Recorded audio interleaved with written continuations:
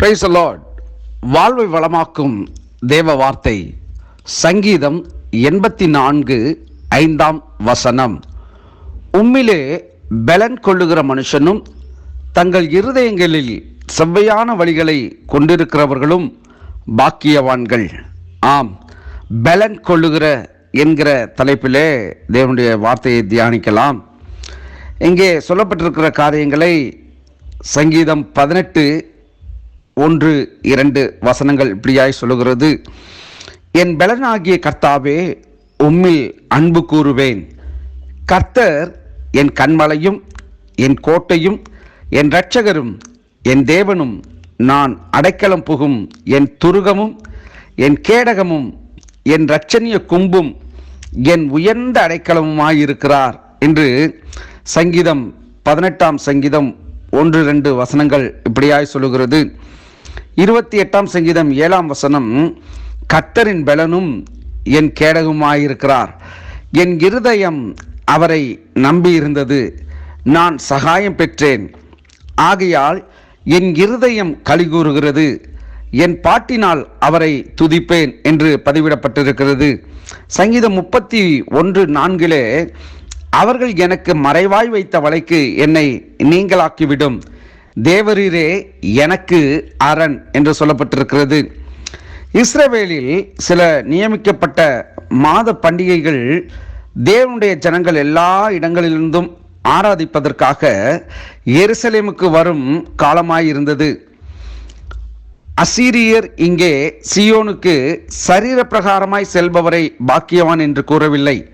ஆனால் யார் ஒருவர் இருதயத்தில் அதன் வழிகளை கொண்டிருக்கிறாரோ, தேவனுடைய நகரத்திற்கு பிரயாணம் மேற்கொள்வதில் யார் மகிழ்கிறாரோ அவரே பாக்கியவான்.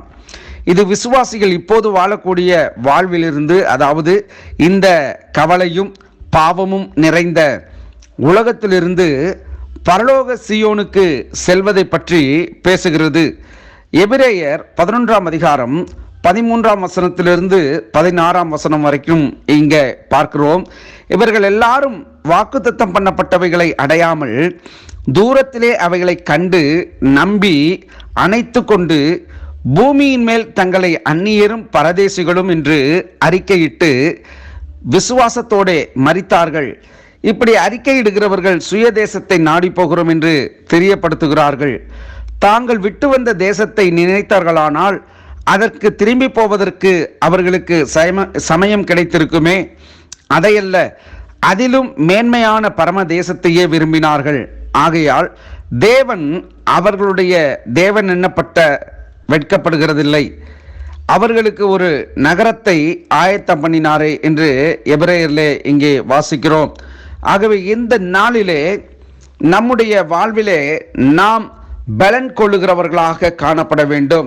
தேவனில் பலன் கொள்ளுகிறவர்கள், அதான் வசனம் சொல்கிறது. உண்மையிலே பலன் கொள்ளுகிற மனுஷனும் தங்கள் இருதயங்களில் செவ்வையான வழிகளை கொண்டிருக்கிறவர்களும் பாக்கியவான்கள் என்று சொல்லப்பட்டிருக்கிறது. பிரியமானவர்களே, நம்முடைய இருதயத்திலே செவ்வையான காரியங்களை நாம் சிந்தித்து கொண்டிருக்க வேண்டும். இன்றைக்கு மனுஷனுடைய இருதயம் தாறுமாறானவைகளை யோசிக்கிறது, தராதரமற்ற காரியங்களை யோசிக்கிறது. தேவனுக்கு பிரியமானவைகளை செய்யாதபடிக்கு தேவனை விட்டு வழிவிலகிறதற்கான எத்தனையோ காரியங்களிலே சிக்கிக்கொண்டு தவித்து கொண்டு இருக்கிற ஒரு காரியமாக இருக்கிறது. அதனால் இப்படிப்பட்டவர்களுக்கு பாக்கியவான்கள் என்று பட்டம் கட்டவில்லை.